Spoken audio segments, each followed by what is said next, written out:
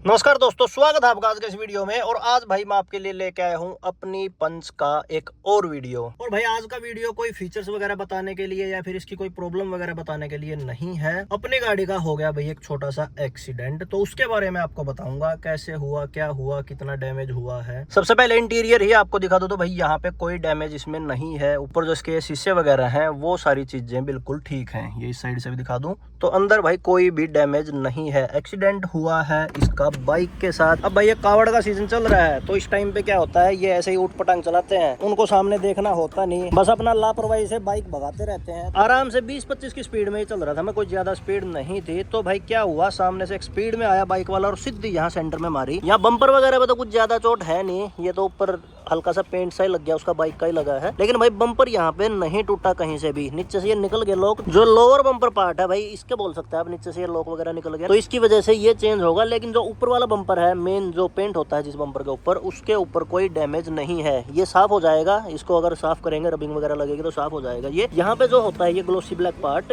ये टूट गया, ये सेंटर वाला पार्ट ये पूरा चेंज होगा। बोनेट है जो ये टूट गया क्योंकि उसने सीधी यहाँ पे टक्कर मारी तो ये अंदर चलाएगा। देखो अंदर जो स्पॉट थी वो कितना अंदर तक गई। और यहाँ बोनेट के ऊपर डैमेज आया क्योंकि जब उसकी टक्कर लगी तो वो सीधा बोनेट के ऊपर आया तो यहाँ पे भाई इसमें डेंट आ गया। ये यहाँ पे कुछ बाइक का लगा होगा इसमें हैंडल वगैरह, तो यहाँ पे लग गया वो। इसका बोनेट में डैमेज है, ये वाला पार्ट इसका खत्म हो गया। अंदर पे डैमेज है, बाहर से इतना देखने में डैमेज नहीं दिखेगा कहीं भी। ये हट गया, जो इसका ये कंडेंसर होता है और रेडिएटर होता है वो पूरा अंदर चला गया। अंदर जो साइड में स्पोर्ट आर्म होता है वो पूरा अंदर चला गया क्योंकि वो तो स्पीड में था। मेरी भले स्पीड कम थी लेकिन उसकी स्पीड ज्यादा थी। ये नीचे से देखो भाई, यहाँ पे दिखेगा आपको क्लियर, ये रेडिएटर कितना अंदर गया है। ये वाला पार्ट पूरा अंदर है इस साइड से। तो भाई डैमेज अंदर से हुआ है, बाहर से नहीं हुआ है। एक बार मैं इसका बोनेट भी आपको खोल के दिखा दूं कि अंदर कैसे है, जो मतलब पंखा वगैरह कितना अंदर गया है इसका वो दिखा दूं एक बार मैं आपको खोल के। पूरा इंजन से आगे बिल्कुल सट गया ये, यहाँ पे साइलेंसर पे टच है।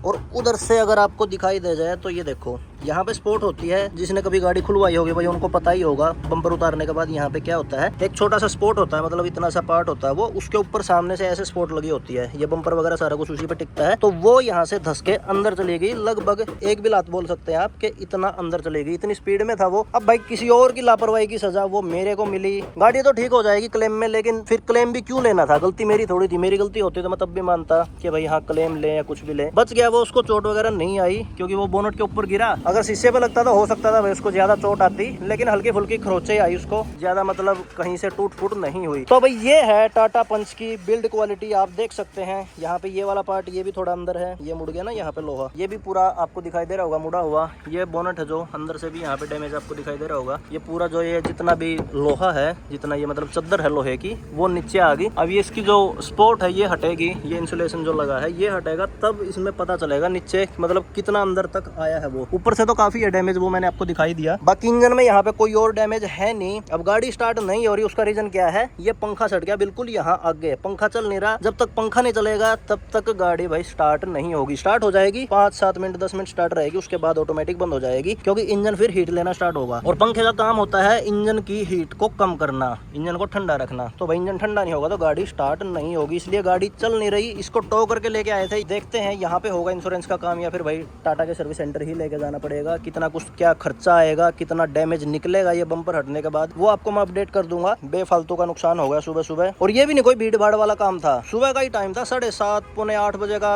होगा, कुछ ऐसा ही था, 8 बजे के आसपास का टाइम। उस टाइम पे इतनी हबड़ दबड़ में अगला बंदा भाग रहा है कि भाई बस उसी को पता नहीं क्या करना था। ये पीछे भी थोड़ा डैमेज आया, अब एकदम गाड़ी के ब्रेक लगे, पीछे जो भी कुछ आ रहा था तो उसने यहाँ पे ठोक दिया, तो ये इसका बूट में भी यहाँ पे डैमेज आया है। तो ये था भाई बेफालतू की सिरदर्दी आ गई। अब रोड पे हम कितना भी मर्जी सेफ्टी से चले, लेकिन भाई जब दूसरे लापरवाही करते हैं ना, फिर हमारे जैसे को भुगतनी पड़ जाती है जो आराम से सेफ्टी से चल रहे हैं। और भैया आजकल के टाइम पे तो कुछ अलग ही माहौल होता है। आजकल तो कोई ना पुलिस रोकती किसी को ना कुछ, मतलब जैसे मर्जी बाइक भगाओ, गाड़ी भगाओ, जो मर्जी करो, साइलेंसर उतार के और बस बाइक भगाते रहते हैं उल्टी पुल्टी। वो खुद भी मरते हैं, दूसरों को भी मारते हैं। आज मेरा नुकसान किया है, उसको चोट नहीं लगी, बाइक उसकी जरूर टूट गई, आगे जो उसके शॉकर वगैरह होते हैं वो मुड़ गए, बाइक चलने लायक नहीं रही, वो रिपेयर करवानी पड़ेगी। लेकिन भाई उनका तो काम क्या है, उन्हें तो फिर जाना है, दूसरी बाइक उठाएंगे, उसका साइलेंसर उतरवा करवा के उन्होंने फिर जाना है, वही कावड़ वाला काम तो पूरा करना ही है। मेरे पास से यहाँ से बच गया, हो सकता है भाई किसी और को जाके आगे कहीं मारे। किसी बाइक वाले को अगर वो टक्कर मारता है तो भाई बहुत खतरनाक टक्कर होनी थी उनकी। और वो लिंक रोड था, छोटा रोड जो गाँव के रोड होते हैं वैसा रोड था वो, सिंगल रोड। उसके ऊपर भी इतनी स्पीड से भगा रहे थे वो। हल्का सा टर्न आया, उसकी बाइक भाई नहीं मुड़ी, मैं अपनी साइड से जा रहा था और उसने सामने से आके सीधा ठोक दिया। तो इस टाइप से कुछ हुआ। डैमेज मैंने आपको दिखाई दिया, खर्चा क्या आएगा वो भाई देखते हैं, अब